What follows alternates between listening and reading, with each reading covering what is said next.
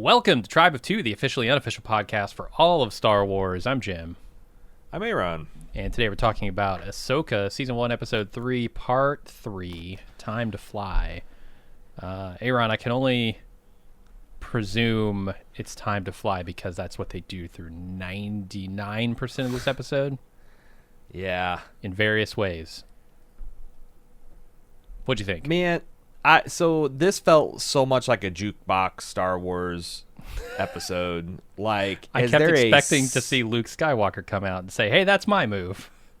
No, seriously, is there a single new idea or even sequence of visuals or like anything other than Ahsoka being outside of a starship deflecting, which I think was used in the EU by like Luke and Mara Jade, which is absolutely absurd. To me, the Star Whales are new, so that was kind of cool. But to people who've seen Rebels, they're not new, right? Right. And they were that's the shit when I'm like, oh, Cthulhu monsters. When I saw them in the hyperspace of last season of Mando, they're. So the fucking space whales are here to stay. Yeah, I mean, and there's probably some charms here for people that are huge Rebel fans, like, oh, yeah. But like, you know, this obvious fan service I don't get, like when some green-haired kid comes bouncing in, it's like, hey, Mom, I want to be a Jedi. It's clearly this whole history there with her having a husband who was a main character, and he was the Jedi Master of Ezra, and they had a child, and it's like, but me, it's like, It's just some random green-haired kid ran in and said, hey, look at me. So I didn't think, the thing I can say about this episode is it's mercifully short. It's like way less than 30 minutes by the time you back out the absurdly long credit sequence, and then the international titles, and then the previously ons. Like, I don't know that this is like a 25-minute episode, but they clearly, it's one of those things where it feels to me where if they did the next episode's worth of plot, they'd have an hour and a half episode. And they didn't have anything to do but get them from point A to point B and tell a little bit of world build. But even then, it's like, oh, wow, a New Republic senator who's kind of like got imperial the shifting sympathies. Jeez Louise, I've never fucking hated a Bothan senator like that before. Like, it's just, like I said, it just feels like Filoni. And we got some feedback on this. We actually got some really thoughtful feedback by a 23-year-old Star Wars fan that I want to read.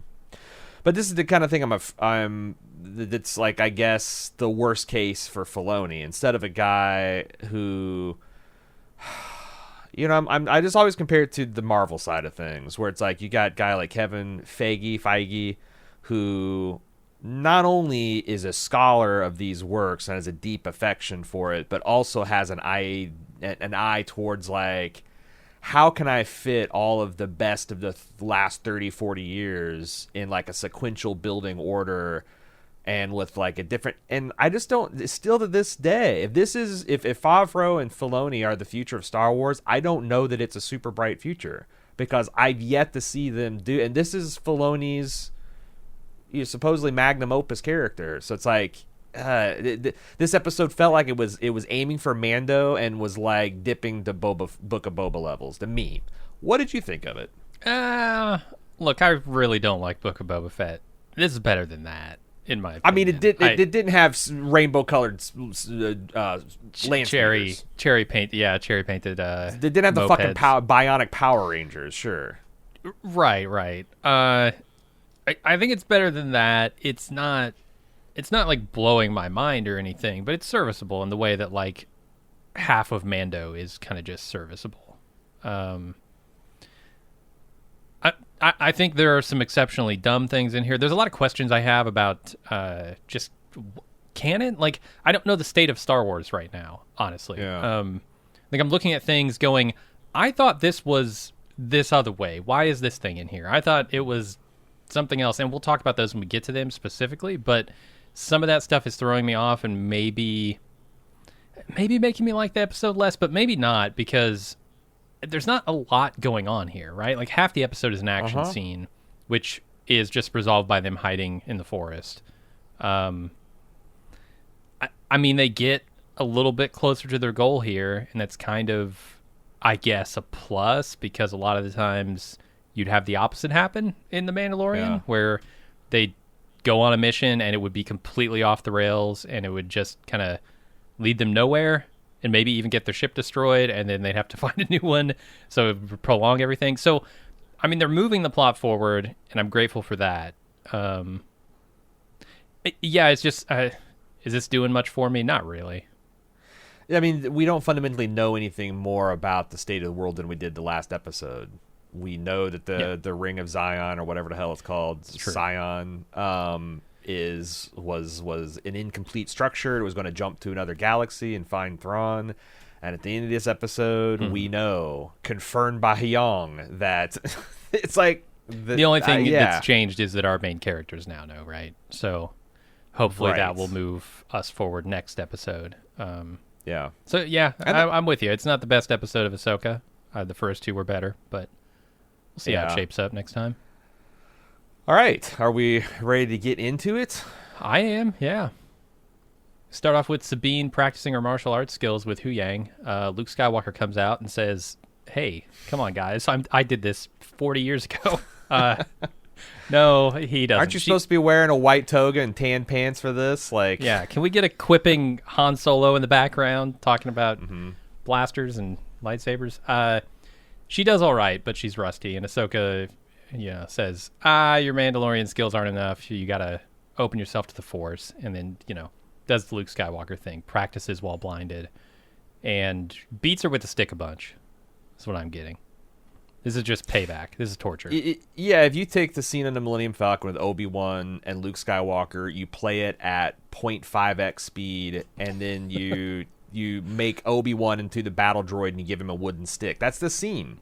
And I'm like, while I was watching it, I'm like, well, surely they'll cut, like, it's a joke that it's like, this is all Jedi. We saw the fucking younglings in the prequels with the goddamn blast helmets on their head, dodging these things. Like, this is just like, surely we'll just, diagonal slash cut wipe to the next thing. But no, we get treated to like 5 minutes of this thing. It's excruciating. Yeah, that's the only really offensive part, because I don't mind the callbacks, right? Like, this is a universe with its own customs and practices, and so it would make sense that a lot of people do the same things. But to see it over and over again in detail, it's like, it's a little, there's some things that's like can get. There's some things you have to observe for form. Like, if you got a Batman movie, you're probably going to see a rose hit the pavement with a string of pearls, okay? For sure. But on the other hand, we're living in the era where it's like, do we really need to see Crime Alley in every fucking Batman movie? And it's gotten to be like you kind of groan and roll your eyes. Star Wars is getting to that pace. And it's like, it's like, this is what, like, I don't know. Because, like, they are telling me something that I don't know about Sabine, which is, or they're reinforcing things that I'm appreciating about her, which is she's got a lot of, she's impulsive. She's got that Mandalorian, not the kind of like stoic Mandalorian, but like the kind of loose cannon, the angry Mandalorian energy. And that's not something that mixes the Jedi, and it's Ahsoka. They're telling the story of like, she progressively gets angry and more frustrated at her inability to block Ahsoka, and then she starts getting better at it. And Ahsoka cautions her. It's like, yeah, that's the quick way. But again, this is Star Wars 101. So, yeah, give into your anger, your hatred, brings power. Yeah. And I'm like, I could say it's like, well, they're making this for like my son, except for my son's not watching this show. So yeah. Well, because he's outgrown Star Wars to my chagrin. Yeah. I found it interesting that they're practicing on essentially holograms that have no mass, and so like the swings just go right through them, and they're just sort of detecting the angle of the swing, probably the velocity of the swing, all those sorts of things. Which I was thinking about it, that kind of makes sense with a lightsaber, although presumably a lightsaber is used to fight other people with lightsabers. So you do want something to hit up against, right? But also, I would think so. A lightsaber goes through flesh without any resistance. So are they just teaching her to slaughter innocents? Like people who can't put up a fight? I think it's more like it looked like it was like looking at her edge alignment is what I was getting at, because that's something that I is there an edge on a lightsaber? That's what I'm saying. And that's where you get you can't exactly adapt one-to-one any one martial art, sword art to lightsabers, because they're just fundamentally a different thing. And it's also like when they're talking about this, the lightsaber kata, and she name checks Itachi, which I'm like, I wonder if that's some kind of Terrace, Masters of Terrace Kasai or whatever the hell that game was reference. But it's apparently this is a real-life Japanese, like a legendary Japanese swordsman who's blind. And there's a bunch of legends and stories about them. They've been adapted into samurai movies and in Japan cinema. And it's just like, it's weird. Right? To have a name check from our galaxy, from our time, in a if long if time Han ago Solo, in a galaxy far, far away. If back in the Solo movie, if Han Solo is learning how to shoot his DL-44 and Lando comes up and is like, let me show you the John Wayne method. Mm-hmm. It's like, the fuck? That's you super know? weird. I don't know. It is. But it's maybe they're saying it's like, okay, a lot of Star Wars underlying like mysticism and is directly influenced by the East, like, you know, Eastern cinema, Eastern religions. So it's like, it's not like, I don't think you pull 100 Star Wars fans, I don't think 95 of them know, oh yeah, Itachi is the blind swordsman of Japan. So it's like, maybe it's one of those things where it's like, we're giving a nod to the influences and not, it shouldn't be jarring. Yeah, potentially. I have some in-world stuff that's a little jarring here. And maybe people who are very familiar with the latest, you know, canon of Star Wars can tell me. I thought lightsabers were extremely personal to a Jedi. Like, they build their own lightsaber. They have their like in Full Metal Jacket. You know, this lightsaber is mine. There are many like it, but this is my own. Whatever. I thought it was more of that. But I looked in the little closet here that she's got. You've got all these, you know, light emitters, hologram things that Huyang's holding, and then you got 3 lightsabers just on a rack in that compartment. She's only got 2 hands. And she uses both of them almost all the time. Is Huyang a Jedi? I don't know. I guess, like, my thought is that's probably, like, spares or training stuff. I didn't think Jedi had spare lightsabers. I thought they had their Obi-Wan lightsaber. had Luke's or, like, Anakin's rolling around in the chest, and he had so his this Jedi might be training another equipment. Jedi's saber. Yeah, I think so. Like, or there might be some cheap, like, what do you give a 3-year-old Padawan who wants to wave his stick around and block the stun droids? You know, Give him a wooden stick. Does he make his own fucking lightsaber right off the bat, or is there like a training lightsaber? Yeah, you give her the Sabine stick. All right, we're really picking the nits at this episode. I don't know. I'm curious. Maybe this is a Rebels callback. Maybe she or a Clone Wars callback. Maybe she got a saber from some other Jedi that she's been holding on to. I don't know. She got Obi-Wan gave her all of General Grievous's supply. There you go. And he's the guy who can have a rack full.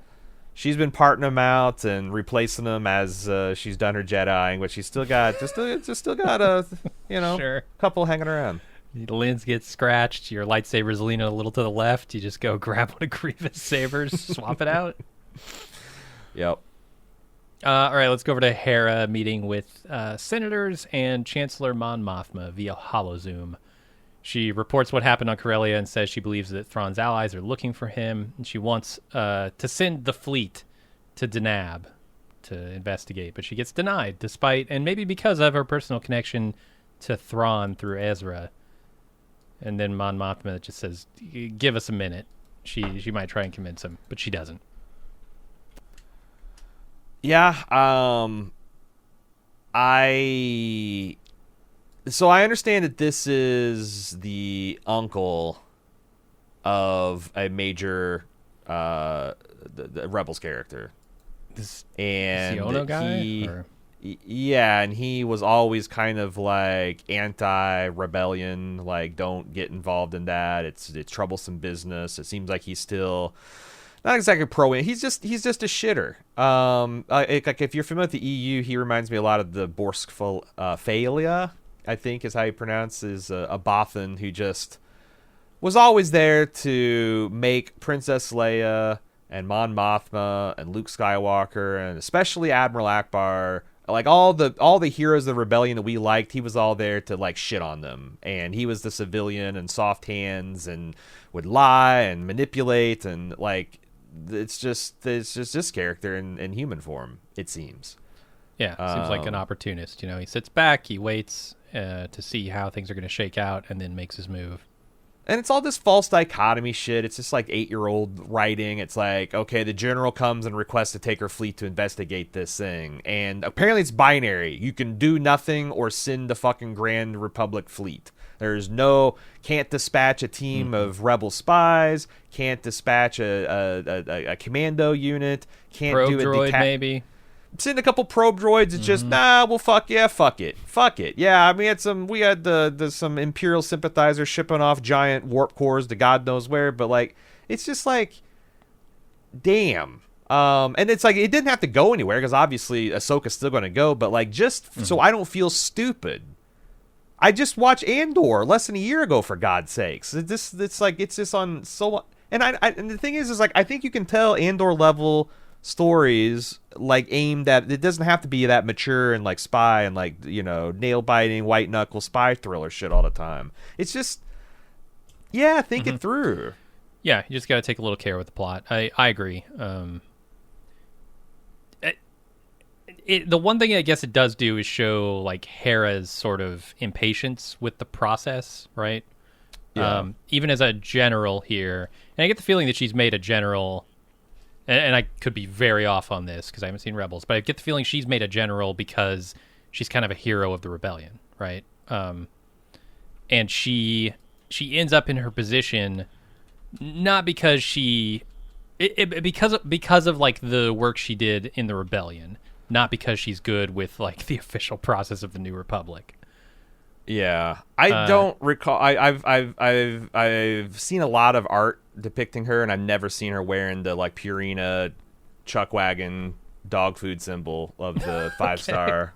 Yeah, what is that? It's like the Purina puppy chow symbol on her chest. So yeah, she clearly got minted as a general for that stuff. And I think she's struggling in her new role, right? She wants to get shit done. She thinks, hey, we could just do this, right? Like, what's the downside here? But she's dealing with people who have egos. She's dealing with a process that is cumbersome, and she's just not super well suited to that. But she's way better suited to it than Sabine would be. So you've got like kind of degrees of tolerance of the system, I guess, in these different characters. But she's also written like a 17-year-old because, like, honestly, what thing she said I didn't like. It's like, I think this Xiono guy is an obstructionist fool, but on the other hand, were you in the war, Senator? Insulting him so is not what? the way to win. People that weren't in the war don't get to have any say on whether we get into future wars. What kind of fucked up bullshit is that? There's probably some history here that I'm not aware of. Yeah, and it's not an uncommon sentiment for veterans in a vicious war to express, and I understand. I'm sympathetic to why you would feel that way. It doesn't win an But argument. It's not a point of view I respect, and it's certainly not something I'd like to see espoused by what I would call heroic figures. Yeah, And especially since it backfires because they're like, no, actually, we represent the citizens and children who don't want to get in another war and are not obsessed with the fucking empire and have never gotten over the death of their friend that and it's like, and that's the thing. She's so close to it, right? That like, yeah, they think this is just another attempt to go off and find. She kind of proves their point, right? Yeah, in a way. So but again, let's. I don't know. I don't know who is made for because it's not like it's just you put her in that rhetorical situation so she can fail because I guess that's what they want her to do. I don't know. I just find it like not super interesting, especially when I guess it's like surely in the way to becoming a 5-pip general. Some of the like anger and impetuousness and whatever that her characterization of rebels would be softened. It's just wild that, especially since it seemed like she was like the more calm or conciliatory character between the trio last episode, for her just to crumble with like very minor pushback. And so I don't know. There's another line in here. from one of the senators who says we have former Imperials working in every level of the New Republic government, and everybody just kind of eyes everybody else in the room, right? Which I thought was kind of hilarious. Especially Mon Mothma seems very bothered by that, although she's kind of implacable. It's tough to really read her. I don't know if they're going to make anything of that in this show. I assume not. I assume that's just kind of lead in for other shows that are taking that stuff more seriously, right? But we'll see. Yeah. I mean, maybe we'll get to see this guy in Andor, and they'll add a whole bunch of depth to him or whatnot. But maybe. They also, like, she spreads this. I also think they're not doing a good job, if you are not familiar with Thrawn at all, of like explaining. Maybe they're going to leave that to the introduction, but it's like, I thought she was going to like sit down and tell the legend of Thrawn, like really put the fear of God into them about what he's capable of. Like, you don't understand. He's killed so many of my friends. Mm-hmm. Well, no fucking shit. He's a Grand Admiral. I bet he's got a body count in the millions. And you know what, Syndulla? I kind of suspect you do too. How many super weapons have you been? Like, it's like, this is fucking, like, okay, so we killed a lot of rebels. And, like, it's like, I don't know. I just kept on, I'm just disappointed we're 3 episodes in and no fucking Thrawn. And it would be a good idea to start laying that foundation for the character of Thrawn, because aside from his just general reputation in Star Wars, right, there's nothing to make me fear him right now. Okay, so he was an Imperial officer way back when. Yeah. Great. Why is he so dangerous? Like, staring at a map for 5 minutes and playing dramatic music doesn't make me fear Thrawn. Tell me about him. Show me why I should care that Thrawn could come back. And honestly, I don't even know what characterization of Thrawn is in Rebels or the Clone Wars. Like, does he? I know he's nasty, but like a student of culture and art, and he uses those unique insights to break down the enemy psychologically. Like, does he have a ruthless alien bodyguard that's personally loyal to him for a bunch of bullshit reasons involving Darth Vader? Like, what of the EU grain of this, what of that DNA has come across intact in this characterization?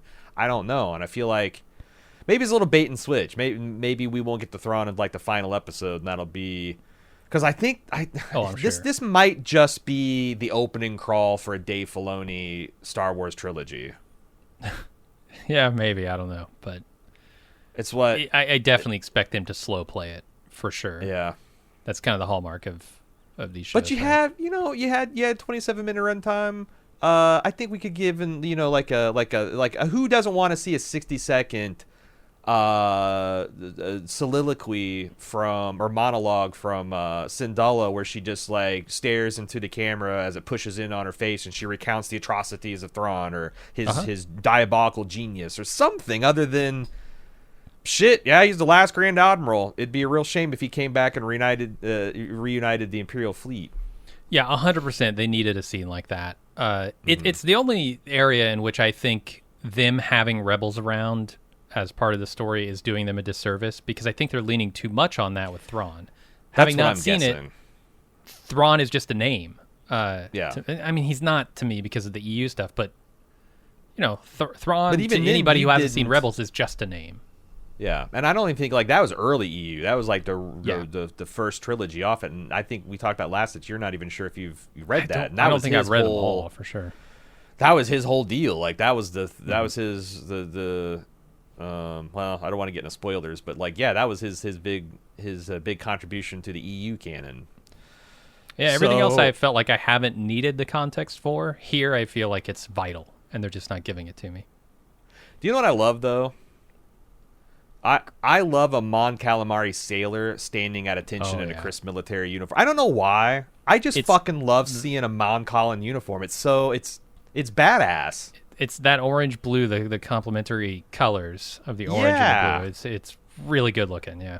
Yeah, plus it's like I always think of Akbar. He's the old wise admiral, and I don't know. I can't get enough of Mon Cal. I keep on hoping that we'll get a primary, like a Sabine Wren type of Mon Cal character in one of these live action. Yeah. I really like the stuff they did.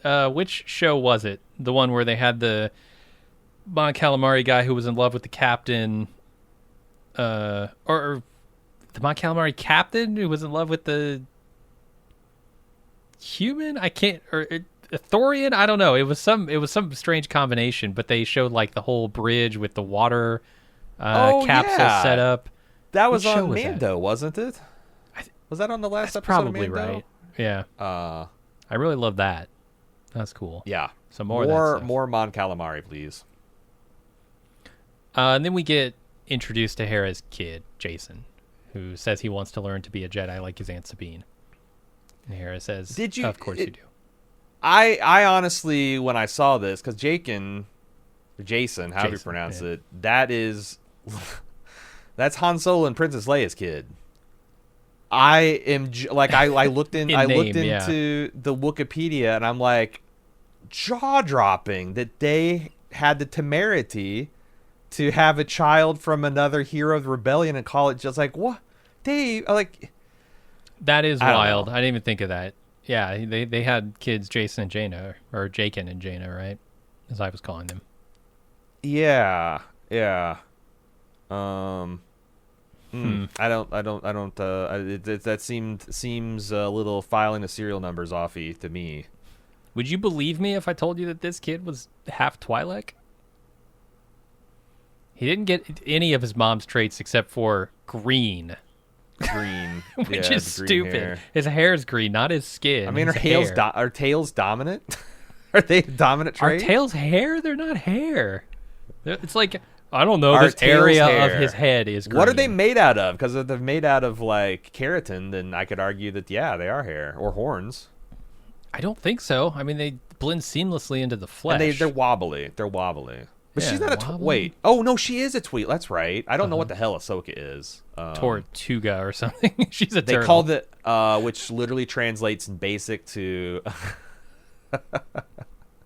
fancy Twi'lek. That's what it means. That's what it means in basic.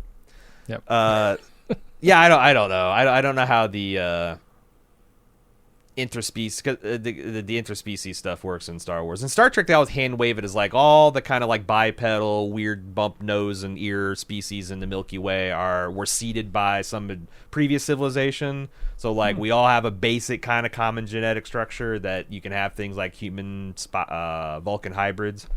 I don't know. Yeah. Could you fuck a Hutt? What would that look like? I mean, the Twi'leks have done that too. A Wookiee? Sure. Let's get a Wookiee and a Hutt together. I mean, I know you can fuck anything. Hut. Can you can fuck potato? Can you get child? Can a human get a child with a Wookiee or yeah? How's that all work? Yeah. Apparently, Twi'leks 100% work. What's the best combination you can come up with? I feel like a Hutt is a good base as a combination. A Jawa and a Hutt. That's like I mean Chihuahua and Great Dane, like that how does it line up? There's some artificial insemination happening, but you can make it work. I mean, it's kind of like already fucked up that a Hutt has the hots for humanoid females. That's really weird. It'd be like you or me getting a throne and chaining up a bunch of like octopus and slugs. Like, oh yeah, right. Hutts. Slime me, bait. I don't know. You should knock it till you try it. Not interested. Yeah. Thanks, Java. Yeah. But anyway, I guess the reasons people are going crazy is because this kid's father, Kanan Jarrus, as I mentioned, it might be Kanan, or might be Kanan, or might be Kanane. Sure. He's the husband of Hera, and he was, my understanding, Ezra's Jedi Master, and he dies in. I watched this on YouTube. What I can only describe is an X-Men to Dark Phoenix deal, where he's holding back this unbelievable wall of fire with just his pure mental will while his friends can escape, and he heroically is incinerated while they get away. And then should have had Baby Grogu on the scene. Okay, so I'm putting this together from this other like 30-40 minute video that explains all Filoni's stuff in record time. I think he comes back as some kind of Force wolf spirit. Force wolf? Yeah. What, you transmogrify when you're a Force? I mean, I guess you could. There's no reason you have to present as young or old Anakin. You could do either, I suppose. The other thing I gathered about Ezra and his, is that he had this animal affinity, and there's something about the wolf, because these are Loth wolves, just like there's Loth cats. These are all from the Lothian. So it's like maybe if you have an intense animal connection, you'll reincarnate as How a force intense is his spirit animal connection? Are we looking for other kids here? He's out there fucking squid and slugs. That's all I'm saying. Oh, that's the strongest animal connection you can forge. All right, we gotta move on. Yes, this is just for the Rebels fans, right? Yes. This yeah. kid. This is my understanding of the canon. Ezra's a slug fucker. Next scene. After the training, Ahsoka tells Sabine she did well, but she's not happy because she can't feel the Force. Ahsoka says it just takes training and tells her to start small, and Sabine practices moving a teacup with her mind, but she can't do it. I thought, again, correct me if I'm wrong, I'm not familiar with the state of Star Wars. I thought you had to be at least Force attuned in order to wield any of the Force. I thought there was a blood test you could do to count someone's midichlorians to tell whether or not they could wield the Force. I didn't think it was just a matter of concentrating hard enough and training long enough. Am I crazy? It's entirely possible that a good chunk of Clone Wars and Rebels dealt with Dave Filoni wrestling with walking the midichlorians back. Possibly. Because I would applaud the effort, for sure. It's my understanding Ahsoka is not what you would call a Jedi. That she was kind of drummed out of the Jedi for some bullshit thing, and when she was a Padawan, and then she was cleared of whatever bullshit Jedi charges were brought against her, and then Anakin offered to take her back on as a teacher, and she's like, nah, fuck this, I'm going my own path. Yeah. So maybe there is, it was all after Order 66 too, because I know she fought through that part heroically, and it was by the grace of her as a Jedi? amazing skills. Yeah, because I think that was the ultimate thing that soured her on the Jedi. The fact that it all went kaput and her master was the most evil Sith in the universe. But and then she ran away. It's actually an open question. I had in my notes is are we sure Sabine is Force sensitive? Because it was kind of kerfuffle amongst fans that they were acting like she was, and not being able to move a coffee cup. Uh-huh. And you've got a droid that's been around for 25,000 years of Jedi. And last week he was saying, you are the worst I've seen in the last few hundred years. He didn't even qualify it. He's like, you're just amongst the worst Jedi or aspirants I've ever seen. Mm-hmm. And that's actually really everyone that's come through. And I think it's really funny where Sabine was kind of being defeatist and leaning into what he was saying, and he's just I'm correct. That's an entire, it's he was just, not trying to soft pedal it or, because Ahsoka's leaning hard on him, you really said that to her? And he's like, well, it's true. For 25,000 years I've been looking at Jedi. What do you know about it? Honestly, I'd be okay if they changed the midichlorian stuff, because it was kind of dumb to begin with. It really removed all the mystery and interesting stuff. I would love if midichlorian is seen in IQ, where it's it's important, but there's other different ways that you can be attuned to the Force. What's your emotional intelligence? What's your street smart? What's your I want to see a street Jedi, somebody who's never studied but just has I don't know, an innate ability. What was my Jedi master? The fucking streets. That's where I got my training. Yeah. It's a hard Force life out there. It is a hard Force life. I could dig. I honestly, yes. Paint with more of these gray tones, Star Wars, please. And I think getting the requirement of a certain level of attunement to the Force out of there is good. It's a better message than some kind of birthright thing, right? I don't really like that only certain people who are born special can do these things. I like the special blood. The people with the special blood, and they're the ones that are saving us, and we have to put our faith in them that they're going to do the right thing. And there's bad ones, but we got to trust the. Yeah, I don't know about that message either. Yeah, it never feels good because I want to be a Jedi like Jason, but I wasn't born with midichlorian counts high enough. And George Lucas is just in the background, like, I was smoking weed and angry about the Vietnam War, and I'd watched a lot of Kurosawa, okay? I didn't think this all through, all right? Well, that's what Legends is for. Banish it. That's the thing. Like, if this is the guy who is going to do the second pass on the world and really, kind of bring everything under some kind of stable direction, I just don't know. I don't know. Well, I like this change. If this is in fact a change, I like it. Okay. Let's go up to the cockpit where Huyang tells Ahsoka that Sabine is completely unacceptable as a Jedi candidate. And Ahsoka doesn't want her to become a Jedi, though. She just wants her to become herself. I don't know. You're not training her to be herself. Training her to move cups and use lightsabers. She's pretty good as a Mandalorian. Be that. Yeah. Do you need another Jedi? And they kind of hand waved her non-traditional Jedi status here. Because Huyang identifies that Ahsoka's not exactly walking the line as straight as she could. Mm-hmm. So they're attacked by fighters. They find the Eye of Sion during this battle, which shoots a hole in their ship, and they're dead in the water. Shin, the fallen Jedi apprentice, is closing in, so Ahsoka goes out on the hole and does a lightsaber dance to distract the attackers while Sabine fixes the ship. Then they fly down to the planet where they lose their attackers amongst the star whales. I'm going to stop there for a second.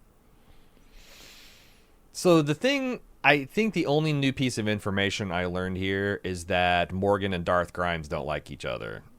And there's some kind of jockeying, which is weird because I thought Morgan was the leader. It seemed like that Darth Swanson was subservient to her. Like, he is following her orders or she's paying him to be loyal to her. So I'm surprised that, like, his acolyte, his Padawan, is kind of kicking at the goads here with her, kind of antagonizing her. And it seems like not only is she trying to antagonize her, it's successfully. Like, Morgan seems irritated and crestfallen that this young apprentice is getting her goat. But can we talk about the absurdity of this sequence? The lightsaber dance? Yes, please. Okay, let's start there. The only reason the lightsaber dance has any efficacy at all is because the Sith get crazy violence horny to kill her with their starships. Like, if they just her. The Jedi's over on the left wing, let's shoot the right wing off. They'd be dead. They'd be dead. Yeah. That ship was inactive. No shields, no engines. Yeah, it's... shockingly one of the stupidest things I've seen in Star Wars in a long time. It's like, if this was an X-wing, it would make sense, because I would believe a Jedi could cover an X-wing. Okay, not the slowest Jedi in the galaxy. I mean, she's going to take her. She's going to have to migrate to the other side of an X-wing. Yeah. It's going to be a journey. David Attenborough is going to get in on the job, start narrating it. I just think that, like, I don't understand why shows, and I've complained about this on several shows. It's something that came up in Star Trek Strange New Worlds. It's something that came up this season of Foundation, which otherwise fantastic shows. I don't understand why showrunners today tend to put the heroes in literally impossible to win situations and then have them win anyway. Yeah. Like, I don't believe Ahsoka and Sabine are going to die. So why? Not. So, like, why bother putting them into these, like, the way that they're going against this capital ship? These are huge turbo laser batteries. These things look like the size of the main turbo laser batteries of a Star Destroyer. How many shots can Ahsoka's ship take? Yeah. And, like, I just see it taking so much punishment, and it's it's not small enough to fight, so it can dance around. And I'm like, why are you? Why do you have to get an arbitrary distance, like, to see, like, what did he scan in visual range? I could tell that it had it's like, I just don't get it. I don't understand why they had to get so close, why the ship had to take so much punishment, why as soon as it got disabled it went off their scopes. Yeah, I was thinking maybe their scopes can't get a view of the inside of their own ring, but World War II radar wouldn't have had a problem with tracking a large metal object that was fragmenting, and and also it's floating adrift by the Eye of Sion, but now Grimes comes in. It's like, you fucked up. You can't do the coup. You're gonna have to leave it up to us. Like, why doesn't she just bring her turbo laser batteries to bear and blow Sabine? It's just like none of this shit made sense. Yeah, I mean, I'm with you. I'm with you 100%. I think this is a really dumb sequence. I don't know why they needed to play it this way. I really don't. So, we got to the whales part where she loses. They go to the surface, and because that's the other thing. It's like that's essentially the asteroid chase with the Millennium Falcon and Empire Strikes Back, except for the living whales instead of asteroids. Mm-hmm. And then they just hide in a crater. A forest, and shut down their power and their droids, just like Han Solo did. Yeah, it's a good move.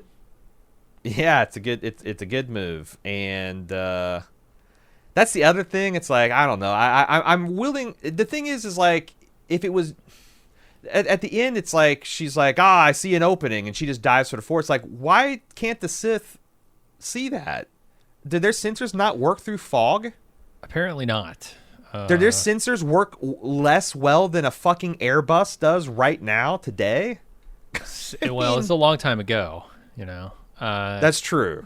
They haven't developed radar. They just have hyperspace and lightsabers. But no, it seems like it's all visual based, right? Once they lose visuals, they've lost them, and maybe the bigger ships have some sort of better targeting capabilities, but these fighters apparently don't. But it's like, that's the one thing. It's fighters. Like, I kind of expect that. Though what I was getting at is I expect this kind of shit because, like, the language of Star Wars is very World War II, and it's naval battles and it's aerial battles, and, like, you know, it's all about if you can break it, that's fine. That's fine. But it's like that was the last kind of insult on just an entire action scene that was very derivative and to my mind boring because there's no stakes. And then they get it. They just break. It's like, it felt like one of those things where it could have been an arbitrary length. You know, the droid could have gotten a scan at any time. They could have broken visual contact whenever the animators run out of budget to make rolling whales, and then they just land on the planet, and the next episode's going to start. Yeah, it suffers a little bit from that desire to get in some action, just wherever they can. Almost, or a desire to not submit a 12-minute episode to Disney and be like, this is our plot. We need to. And Disney's like, are you joking? People are going to rebel if we give them this 12-minute episode. And it's like, what if I add 5 minutes of slow motion blind lightsaber and 10 minutes of meaningless sci-fi space action? And Disney comes back and says, you know, we really like those map scenes from episodes 1 and 2. Could we get more of those? And they said, say less. Say less. Yeah, say less, mouse. We'll do those next time again. Here's the one thing it does is it traps Ahsoka and Sabine on the planet, right? I mean, they've got Balon out there, you know, combing the woods for them, so they can't really leave. Now they're stuck on this planet with this old, you know, Jedi, or not Jedi, but witches of Dathomir or whatever temple thing, so they can kind of explore the space a little bit. Yeah. And the other thing I don't think we talked about that I think is because I don't know about these space whales, man. I don't know, especially since I think it's canon that the Old Republic figured out how to do hyperspace by copying the hyperspace whales, which I don't know. I guess there was a fair bit of copying birds' wings and like flight and whatnot and the attempts of flight, but it's just so weird that you didn't get to something through science. You got to it through observation of nature, which I guess is science. Anyway, yeah, science. It is kind of so if you grant that it's like you got hyperspace whales, I kind of think it's a cool idea that there are certain circumstances where you can have extragalactic travel. That was one extragalactic travel. Mm-hmm. As one thing I was worried about, it's like I thought they were going to just say you can just go to extra galaxies, and that would really blow up the Star Wars universe. But it seems like they're saying is there are like game trails warned from millennia of these whales migrating through the galaxy, and if you know where they are, you can navigate through them to kind of take these hyperspace shortcuts to make. And it's still, you have to have an enormously powerful ring with enormously powerful engines and all that kind of stuff. So it's like, all right, that was pretty cool. I actually thought that was a fun new fresh Star Wars canon idea that I didn't find wildly offensive. It does make me wonder how, assuming they're going to have to go to another galaxy to find Thrawn here, it does make me wonder how Thrawn got there. Had he spent years... I have the answer. Collecting enough hyperdrives and building a ring of his own to get him there? Or did he just hitch a ride on a whale? I don't know. Maybe he put a tow cable on a whale. You're actually so close. Get out of here. He put a tow cable on a whale? All right, I'm going to tell you. Okay, this is a spoiler, potentially, right? For Rebels? No, for Ahsoka. For people who haven't seen Rebels. Do you guys, I mean... I don't give a shit. Okay, you know what? Might. Yeah, fuck it. This is what this podcast is going to be. We might spoil Rebels for you, because no one had... Hey, I need you all to take the pledge with me right now. If you haven't seen Rebels or Clone Wars, you have to pledge. If you're listening to this podcast, you can't watch Rebels and Clone Wars, all right? I might watch them. I have to close my ears. Yeah. How Thrawn and Ezra were lost is that Ezra used his Jedi animal summoning Aquaman powers. Oh, no. To summon a pod of hyperspace whales that jump through, I guess, Thrawn's Star Destroyer, dragging portions of it in the wreckage into hyperspace where they were lost, presumed dead. How many of those whales did he have sex with on the way in? Are we going to have a Purgle human combo? How much of a Purgle will it look like? I just imagine it like going down like Boys season 2 of the deep, where he summons this giant whale and Butcher just power boats through it. That's what Thrawn tried to do. He's like, you gonna bring whales to a Star Destroyer fight? Mm-hmm. But yeah, that's a good move. That's how it went. That's how it went. The Purgles were summoned. All right, and they got caught up in the Purgle current. They got caught up in the Purge current. Yeah. Okay. So he's stranded out there in another galaxy. Gotcha. I mean, he's presumed dead. I don't know why you're assuming Ezra's alive and possibly stomping around in a fully encased Sith suit that disguises his voice as well.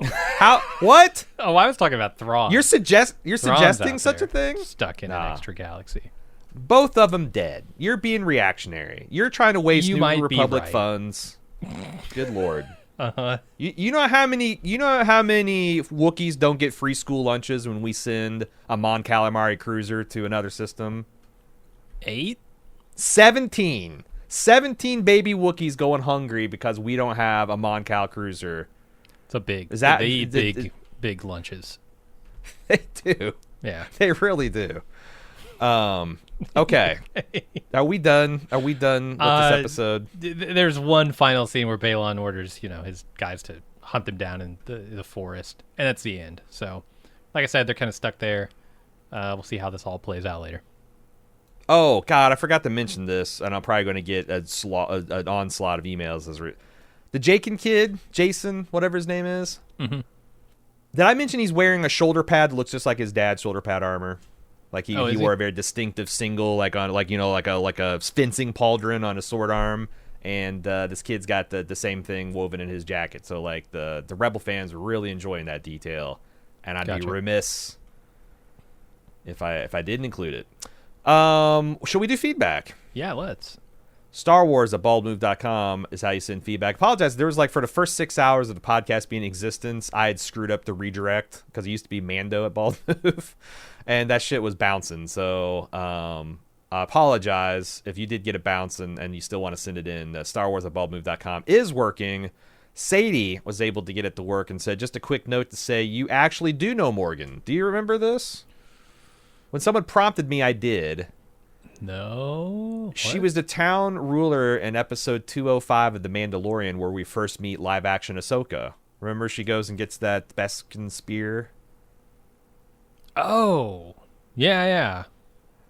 But so Ahsoka captures her, and Mando took her spear eventually, and that's how Grogu got his chainmail. As far as I know, Morgan isn't in the animated series. I don't blame you for not remembering Morgan. To prepare for Ahsoka, I watched said Mandalorian episode, but the very next day watching the premiere of Ahsoka, I thought the Morgan actress looked familiar, but couldn't for the life of me figure out what I'd seen her in and had to look up her to discover she was from Mandalorian. That's the thing, is like when someone mentioned it, I'm like, oh yeah, right. But otherwise, she was just the mini boss of the week, you know? Yeah, she was in that walled off, like, temple looking thing. And I thought maybe she was in the Rebels, but that's just because I watched that 30-minute primer, and like the Witches of Dathomir had a big run in that series. So I don't know if she was name checked or not, but next up we have Al Shalant, and actually we just served some dry pie because the primary contribution he gave is giving us the final disposition of Thrawn and Ezra in Rebels. He says Ezra used his power to summon the hyperspace traveling whales to crash into Thrawn's ship over Ezra's home planet Lothal, where the Empire had a TIE Defender factory. The space whales crashed the bridge of Thrawn's Star Destroyer and zipped them out into hyperspace, leaving behind wreckage from their whales crashing into the fleet. So yeah. That was I appreciate that background. And that's why they got all excited about seeing the Purgils, because I guess they associate them with their heroic battle and Ezra. That makes sense. Matt from Alberta says, I think the show did a poor job of setting up at least one piece of Sabine's background. Contrary to what is implied, she had a specialization other than artist in the Alliance military.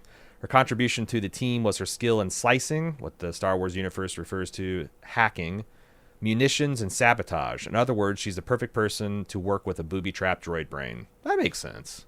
All right. That makes sense. Yeah. She also dyed her hair a lot. It was a different color and/or pattern each season. I think that we actually had a conversation, like a random conversation in real life with a Star Wars fan that we were talking about that. And then the final bit I have is about the Padawan braids. You ask a question about what do Padawans do with hairless species. Ahsoka used a length of beads that she attached to her headdress as a braid. It was stripped from her when she was framed for a crime and expelled from the Jedi. She was later exonerated, and Anakin offers her beads and position back, and she refuses them as a major turning point for her on that show. So apparently, and I got a lot of attestations of this and feedback. This was just the first one I got. I guess there's an Ithorian too that has beads but use beads. All right. To denote your Padawan status. It's like when you go to Jamaica, right? Yeah. Yeah, you get beaten up. Uh-huh. Chad says, so I've seen all the live-action Star Wars content thus far and dabbled in the Clone Wars animated series, and for me, this Ahsoka series is landing somewhere between Obi-Wan and Mando. It's not Andor, but it's better than the Caravan of Courage. Having not seen any Rebels or paid attention to the apparently relevant parts of Clone Wars, I definitely feel like I'm on the outside looking in. The anime mural in the beginning was the most obvious. The introduction to Sabine was a little weak and forced. Ahsoka can solve the Rubik's Cube pillars, but not the Rubik's Quidditch snitch, rather. Quidditch snatch. That had to be someone's nickname on some Quidditch team on Hogwarts, right? Or at least the American version of Hogwarts. There's no way there hasn't been a Quidditch snatch ever. She needed Sabine to do the same thing with that ball as she did with the pillars. Anyway, I'll watch the rest of the series regardless. Love listening to you guys. Well, that's sweet, Chad. Yeah, it's just a lot of people took me like the anime murals. Like, well, that's what it looked like in the cartoon. That's what it looked like in the cartoon. And so we don't understand this was a drawing that Sabine made in her bunk on the ship or something like that. And I'm like, yeah, but it doesn't look like the Simpsons versions of them in the cartoon, right? It looks recognizably exactly like them. So I'm thinking that as an artist, she probably didn't draw them in an elaborate anime style. I was expecting them to look like an artist would draw them in real life. And I think that when you have that, I mean, I guess if you're a fan of Rebels, maybe you really like that kind of fan service. But for me, it just looks like it'd be the same if you saw like a panel of Luke Skywalker and everybody painted in a Star Wars movie and they were done in the style of like Rick and Morty. Like, what? This is a real... You're porting it to real life, man. Yeah, I don't know. There are many styles of art and animation and murals. I don't know what the big deal is. I don't know why you're so up in arms against this thing, but sure. Okay, it's like if we watched a movie about Doom, and like I don't know, you got I don't know, some crazy like Carl Urban's the Doom guy, The Rock, and well, he was the bad Doom guy, and like at some point there's a family photo of him, and it's rendered in as in the art of the Doom guy art, like the little image of the guy's face that bleeds and takes damage, like all the family looks in that like pixel art. Like, that's a photograph. I mean, an artistic interpretation of a thing can look like whatever you want it to. Okay, look like. Oil painting, an oil painting of his family, and it's it's done in the pixel art style of Doom. Okay, apparently that doesn't throw people. Doesn't throw me. It throws me. It throws me like a Bronco horse. Okay, that's fine. What do you think about this thing? Because he's right. I don't understand why Ahsoka could twist the Rubik's Cube and match those patterns, but not the... Yeah, I guess she didn't have time before the robots jumped her. What else is she doing? I mean, the robots don't jump her till Sabine gets her hands on it and takes it off world, right? Or off ship. She had a nice long time in that chamber, too. Yeah, I don't know why she couldn't. I don't know why she couldn't. Sam from Windsor, Ontario. He says, in my YouTube watches, I've come across Ezra is an Inquisitor as well. So he's on the Ezra is probably the Black Sith Inquisitor, Black Robe Sith Inquisitor. Okay. But also the character's name, was it like Martok or Marok? Marok, yeah. Marok is very close to a playable character from the Star Wars The Force Unleashed video game. The game is not considered canon, but this would be my guess for internet points. I haven't played that whole thing. I started it, but never got through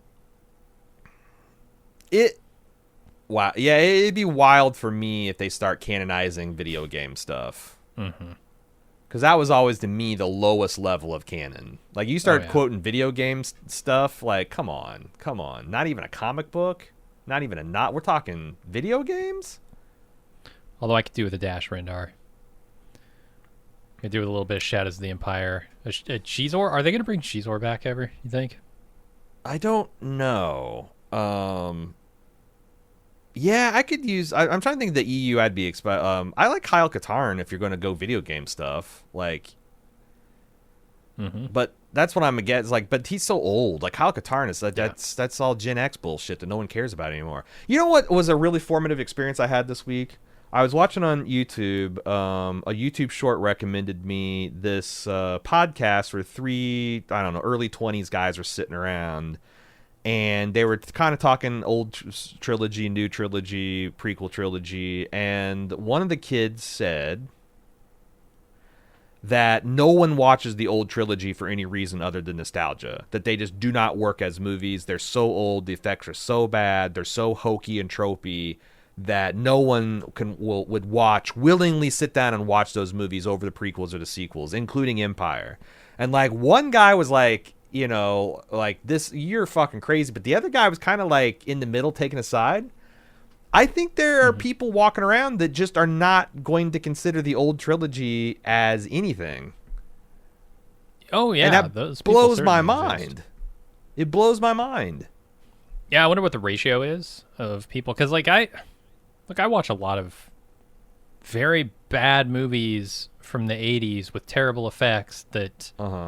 I'm not watching them because of nostalgia. I just watched Trancers the other day. I've not seen Trancers.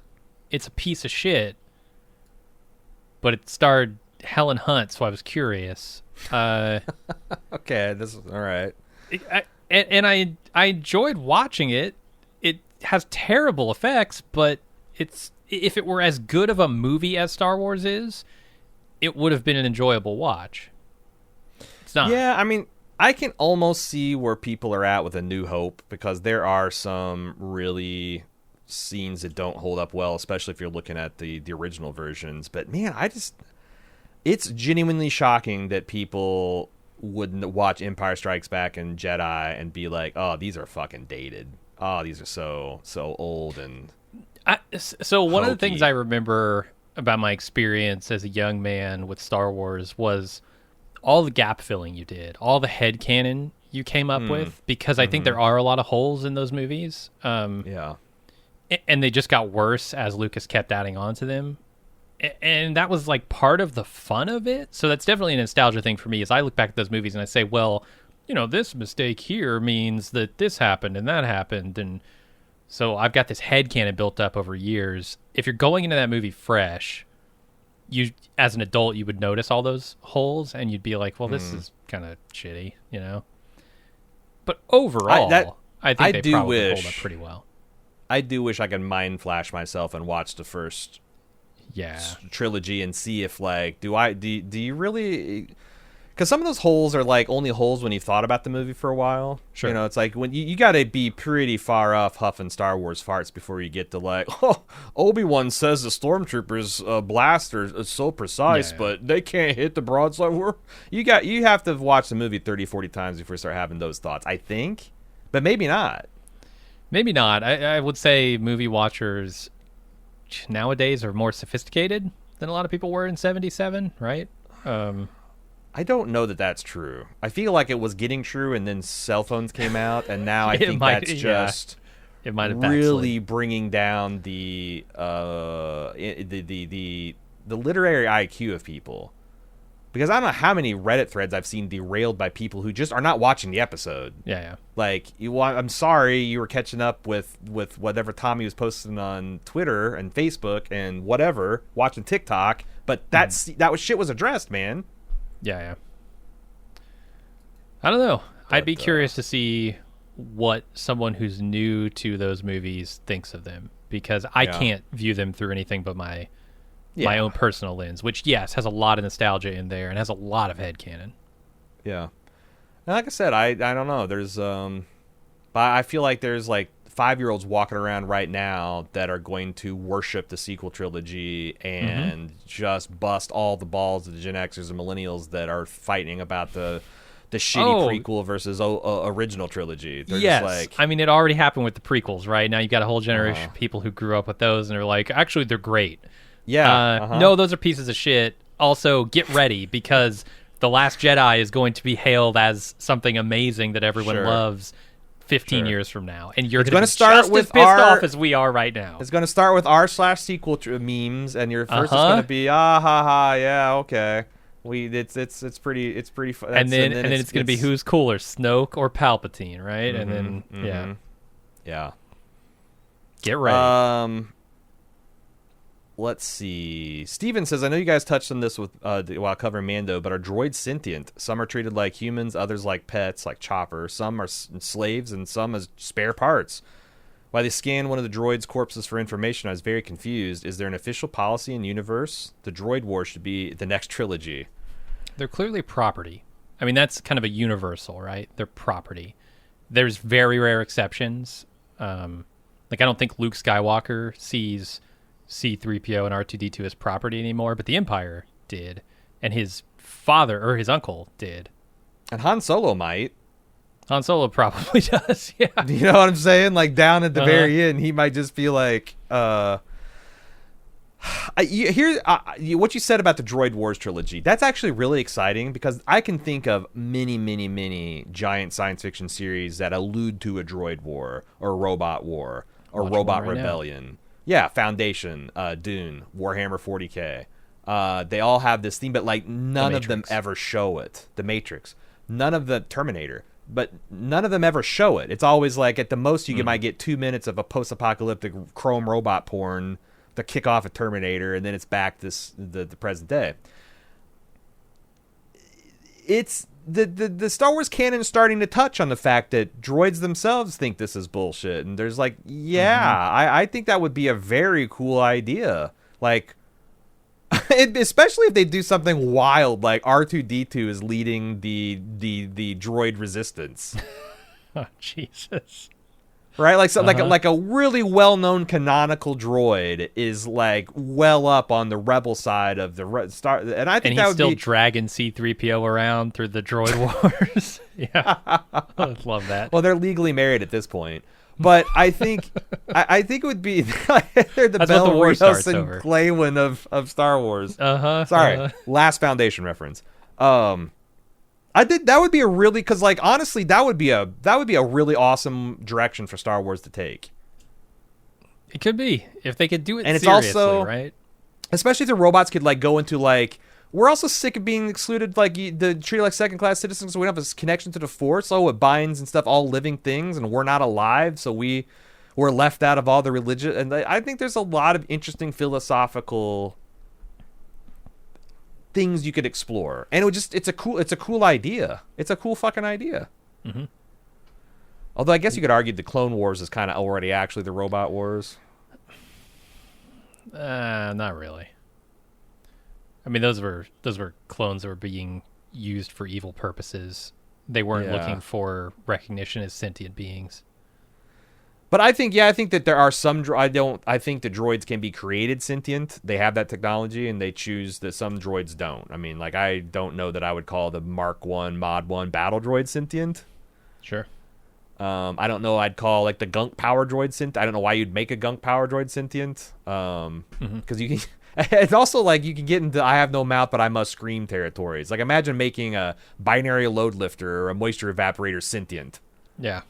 Why? Why would you do that to a being? But that's a great idea. The squicky edges, right? Like a General Grievous. Where does he fit in? Like he's more machine than man. And Anakin like Skywalker. Darth Vader. How much machine can you be before you identify with the machines themselves? That would be really cool. Do you have like the double agents like Lobot and Darth Vader and General Grievous? Yeah, the cyborgs. Sure.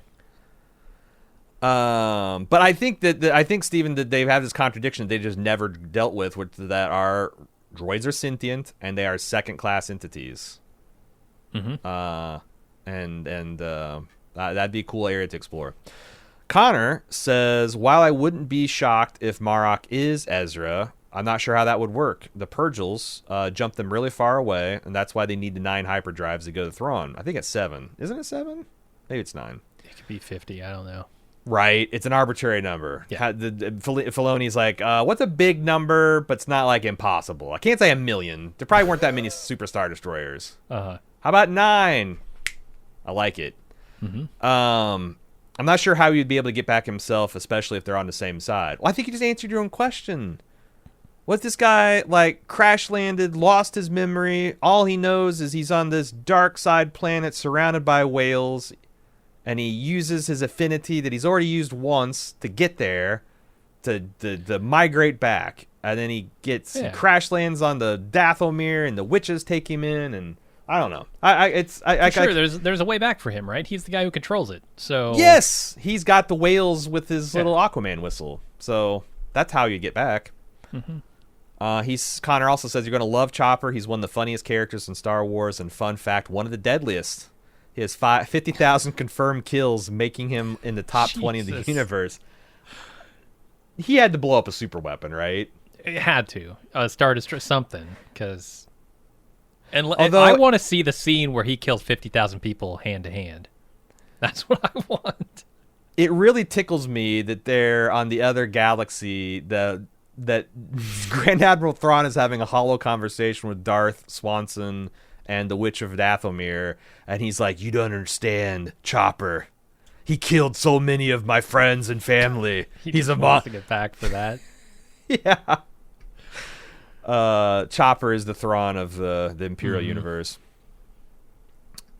Steven says, "Good day, gentlemen. I was listening to your Ahsoka podcast and couldn't help but notice that Aaron had a bone to pick with Filoni and on what is canon and what is not. I think you've got a bit of a bone too.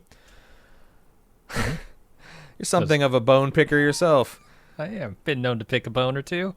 I was made aware through a Star Wars specific podcast that Filoni was saddened that all the books were turned into legends, thus making them non-canon. So when Disney tapped him to be executive producer on most of the Disney Star Wars shows, he wanted to recanonize the books he found were of particular interest in the lore and make them canon once more.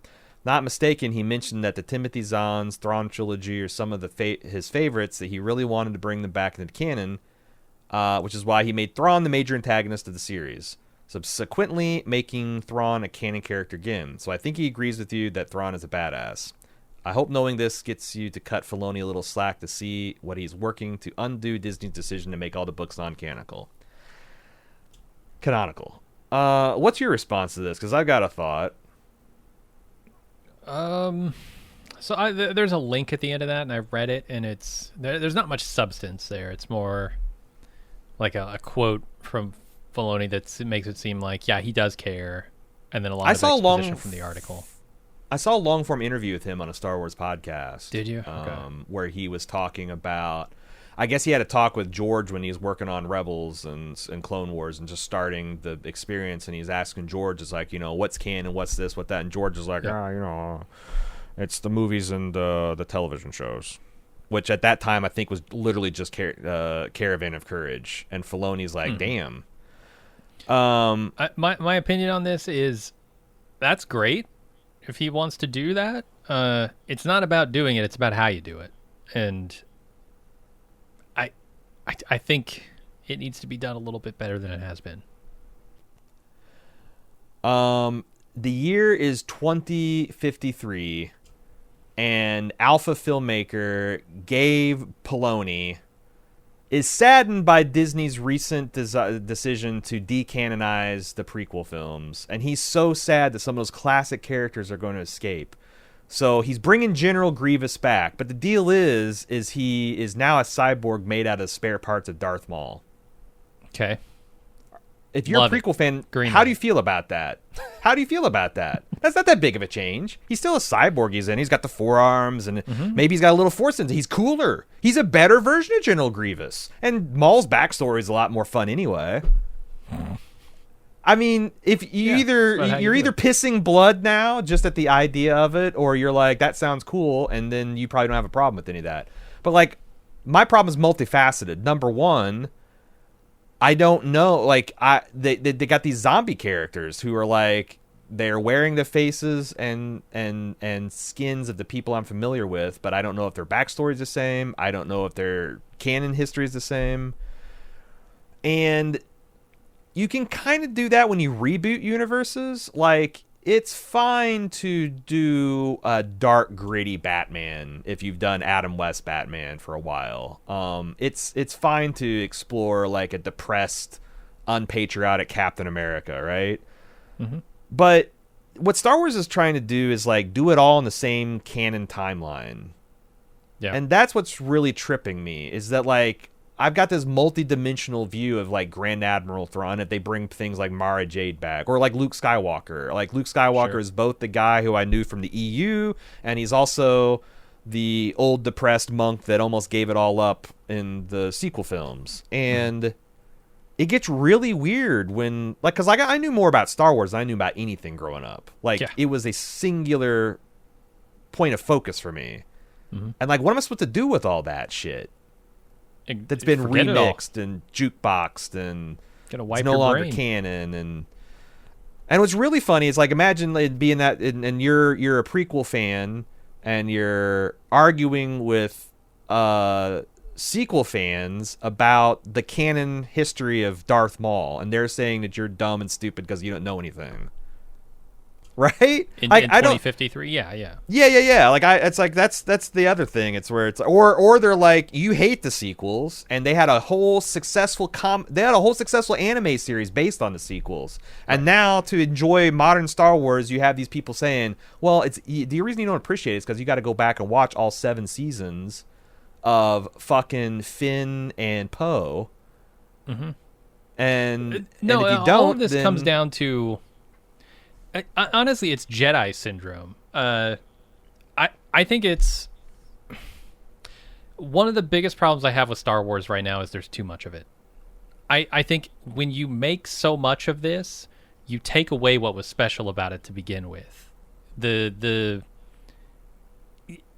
Look, I was born into a time when Star Wars was 3 movies. You know, you can safely ignore all of the Ewok shit. Right. Everyone did. It was 3 movies. I could sit down in one day and I could take in everything that is Star Wars, and I could get my brain around it, and I could understand it intimately. And I think at this point, there's just so much Star Wars, and it's, like you said, so convoluted with this legend stuff that now it's impossible to be a fan of all of Star Wars because there's just too much of it. Yeah. And it cheapens the experience of being a fan of a franchise, I think. Yeah, it's weird because that was always the big extreme, like, because I was a Star Trek and Star Wars fan. Is the problem. It divides people. It's like, I'm a fan of this part of Star Wars. I'm a fan of this other part of Star Wars. Because, like, Star Wars fans always argued amongst themselves, like, who was cooler or whatever, but everybody loved all of Star Wars back in the 90s. Yeah. And now that's certainly not true. And started with so prequels. Funny. Because growing up, like, I was a Star Trek fan and a Star Wars fan, and the thing about Star Wars is, like you said, it's like you watched the 3 movies, maybe you read a novel or two in later days, but, like, you could know everything there was about being a Star Trek. Holy shit! There was an animated series, there was the old '60s series, there was the movies, there was TNG, there was Deep Space Nine, Voyager, hundreds and hundreds of hours of stuff before you could consider yourself like a super fan of that series, right? Sure. And now Star Wars is like, and that's the thing. It's like, well, Star Wars is not as much, but it's superior quality. Whereas Trek is like, there's a lot of it, but it's not. Now, like, Star Wars is kind of the same as Star Trek. There's vast swaths of it that just a waste of fucking time, and nobody's going to go back and watch. Probably your average fan is not, and it is fractured, and it's fracturing exactly the way. Everyone. It's fracturing exactly what his Trek fandom was when, like, Next Generation came back. Like, these aren't our... So some of that was inevitable, but, like, the Next Generation had the benefit of eventually becoming good, whereas we're 10 years into this fucking Star Wars experiment, and there's still no universal idea of what the fuck canon is, what is the mainline Star Wars, what is going on in the galaxy. You know, they're not taking the story further. They're still staying in this... kind of like the rebel phase. I feel like I like the older way of handling franchises where you just reboot them.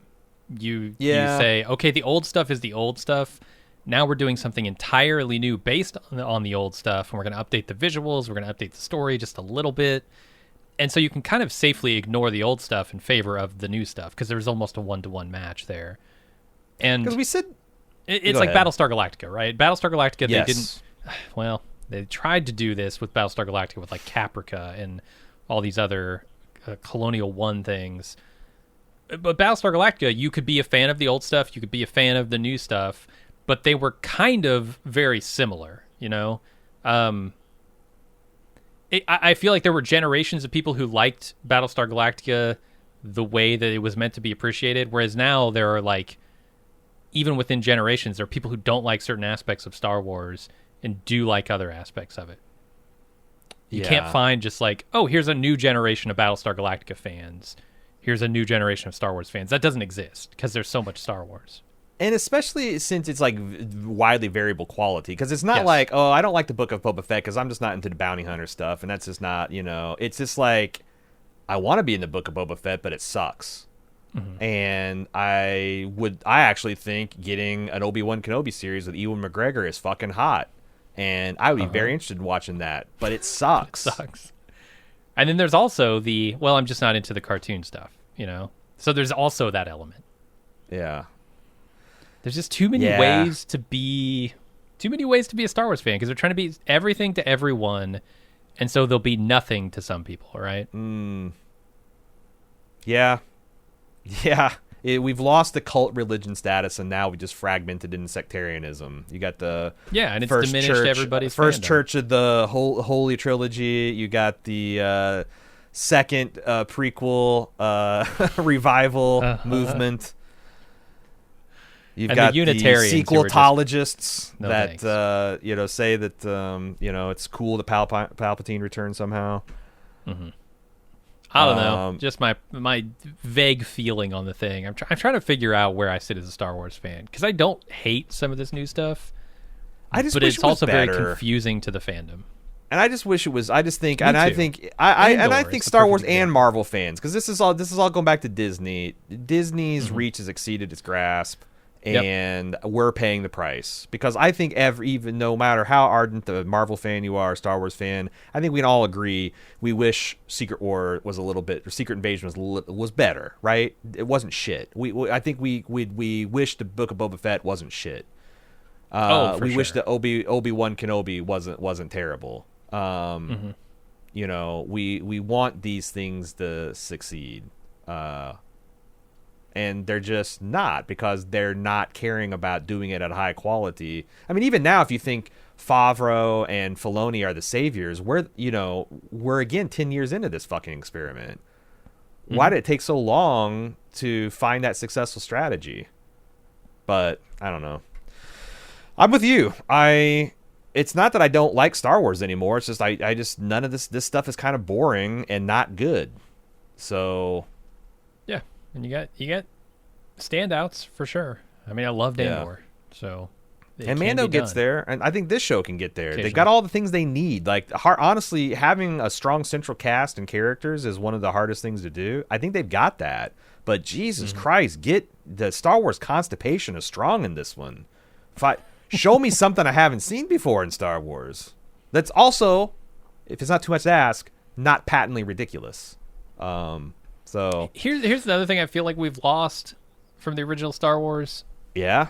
The adult humor, and I don't mean I don't. What I mean is, like, tell a joke that an adult can appreciate that isn't a droid Family conking humor. Around being stupid. You know, like George Lucas fucked that entire thing up with someone the stepping in dog shit, and that has been the tone for the past 30 years. Yeah, almost 25 years. Get out of that mode. Let's have a Han Solo character who can quip, who can actually say something an adult will appreciate in a wry way. Yeah, because that's the one thing Andor doesn't have a lot of. It doesn't have that humor. No. Yeah, not a funny show. No. Let's move on to Drew, who's got some Kyber crystal knowledge for us. The Sith duo, if you've noticed, and he puts some Sith in quotes, has orange lightsabers. You can notice the distinction in how Marek's saber is much more red compared to theirs. I noticed that. I thought the Jedi looked different, and I wondered if they changed the lightsaber effect a little bit, but I didn't notice past that opening scene. So I think what I noticed is their weird color. New canon states that to get a red lightsaber crystal, you have to corrupt and bleed a regular Jedi lightsaber, putting all of your hate into it. So we weren't wrong when we were speculating about you got to corrupt it. So the orange lightsaber is a bit of a mystery since it's between red and yellow. In old canon, it sometimes connotates that a user is a gray Jedi. Maybe the Sith duo only minorly corrupted their sabers. Fun fact, Ahsoka's sabers are white because she defeated an Inquisitor and purified their crystal, making the Kyber crystal white. So, let me ask you this, because this is another thing. I was watching a lot of Star Wars commentary, checking out some of the competition, and apparently the idea of gray Jedi is not a lot of people's favorites. How do you feel about the idea of gray Jedi? Like a Kyle Katarn type. He might force choke a bitch. He might force lightning a motherfucker. But ultimately... Look, there are two ways to balance the Force, right? You can have extremely dark and extremely light Jedi. That'll balance it. Or you can have a bunch of them in the middle. That's balanced, too. I don't have a problem with gray Jedi. I think, like... Look, if the temptation is so strong to the dark side... then of course there are going to be people who are like halfway there but resisting it. I mean, maybe if you object to them calling themselves Jedi, that's fine. Sure, but like, I think disillusioned Jedi that have left the faith and have added a little bit of love and anger to their emotional repertoire, and they might have some Force lightning, and they might like Luke Skywalker force choked a bitch. Canonically in Return of the Jedi, and then he was wearing all black, and turns out he wasn't evil. So it's like I think they're.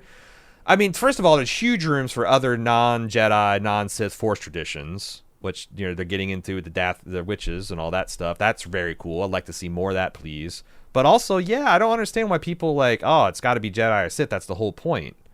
I mean, I guess Like every What do you call Jedi yourself that when you're decides on the way to corruption by the dark side. a renegade Jedi.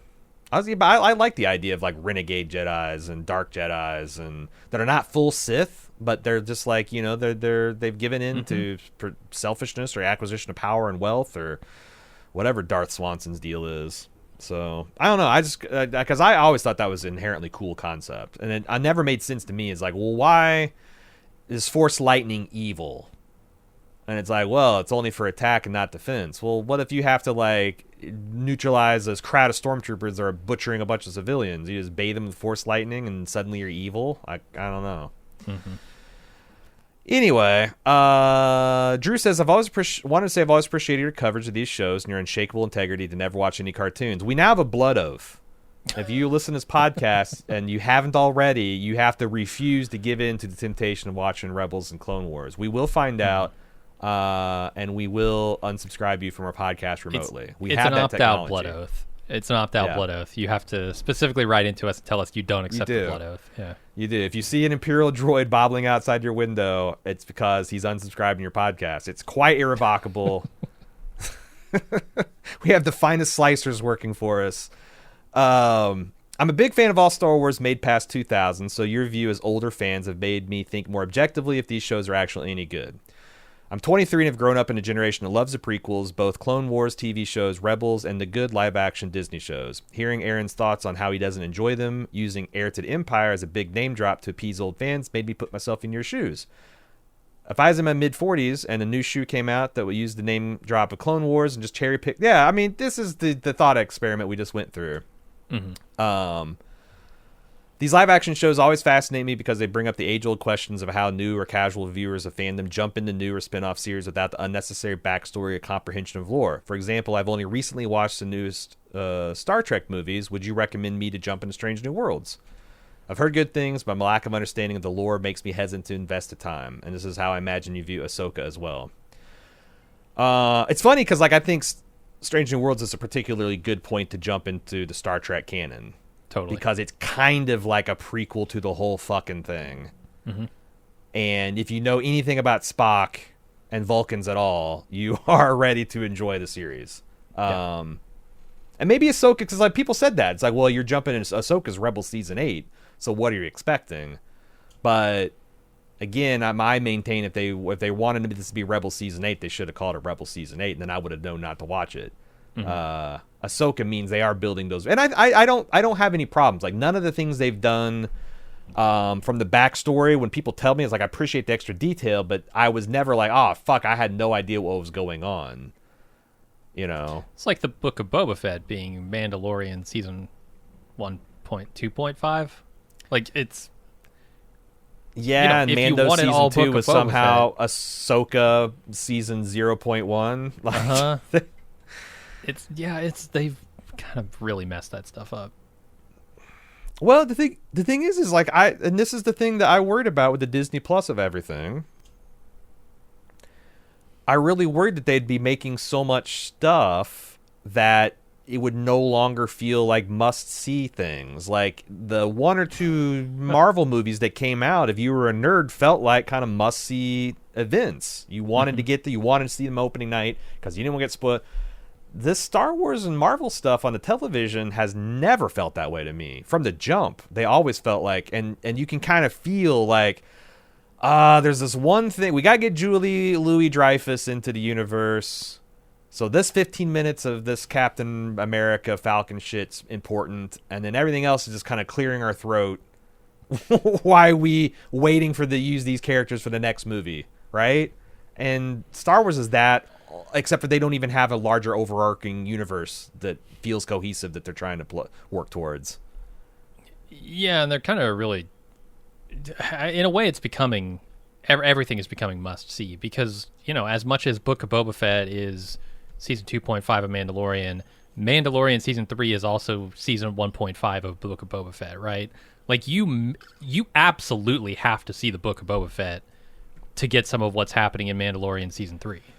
I don't know if you have to, but it's a damn shame that those two episodes are the corn kernels in the biggest, densest, toughest turd that you can possibly imagine. Right. So I feel like they're trying to make it must-see TV. And I guess in some ways they're succeeding. It's just that I don't care to watch all of it. That's what I'm saying. Like must see isn't like a homework assignment that like if you miss this lecture, that lecture. It's supposed to be must see means level. like you were like appointment. Like it's so good that you can't wait until seeing the next thing. This is only homework television. This is assignment television. Not must see television. Finally, we have Kurt, who says, in support of A.Ron's point about lightsaber wounds and to Jim's comment about being cut in half being a bit more difficult to survive, don't forget Darth Maul was canonically sliced in half by Obi-Wan before being miraculously resurrected by Filoni during the Clone Wars series and lived on through several great arcs during that series. The Rebel Show and a blink and you'll miss it cameo in the Solo movie. I did not blink and I did not miss that one. That's the thing. It's like some of these people that were complaining about the lightsaber through the gut are Clone Wars fans. Did you just hate Darth Spider Maul? I mean, I can understand that. Cutting a man in half and then having him come back as a spider seems pretty stupid. Cutting a man in half and throwing him to the bottom of a reactor core on a hostile enemy world. It seems pretty stupid. But Sabine can't take a saber through her appendix and, you know, seems survivable to me. Be within sight of a New Republic city with resources, and I thought so too. But that's it. That's it for Ahsoka this week. We're closing the mailbag. StarWars@baldmove.com if you'd like to get your licks in. Otherwise, we'll be back for next week to see if they can move the plot a little bit further this time. If you'd like to keep up with all the other things we're doing, we mentioned Justified. We're wrapping up that series this week. We're in the middle of a really excellent second season of Foundation. Again, if you're a science fiction fan, oh boy, I think you'll really like Foundation. We're getting ready for Daryl. They cut Jared Harris in half and bring him back as Spider. Threw him down a reactor well. It's insane. What was I? Oh, you derailed me. Oh, sorry. We got the Daryl Dixon Walking Dead coming up. We got Fargo later in the season. Season 5 now. And I know I'm leaving off at least. Oh, Loki. Speaking of Disney Marvel television, I like. I saw the trailer of that looks really good. Disney's Loki season 2. If you want to follow everything that we're doing, social media is your best friend. Pick one, your favorite one. @BaldMove. We're there. Unless it's TikTok, I lied. We're @BaldestMove there. Finally, if you'd like to support us, support.baldmove.com. It's how you join the club and get ad-free feeds and tons of other bonus audio, video content. That's it for the week. We'll see you next time. Until then, I'm A.Ron. And I'm Jim. Later.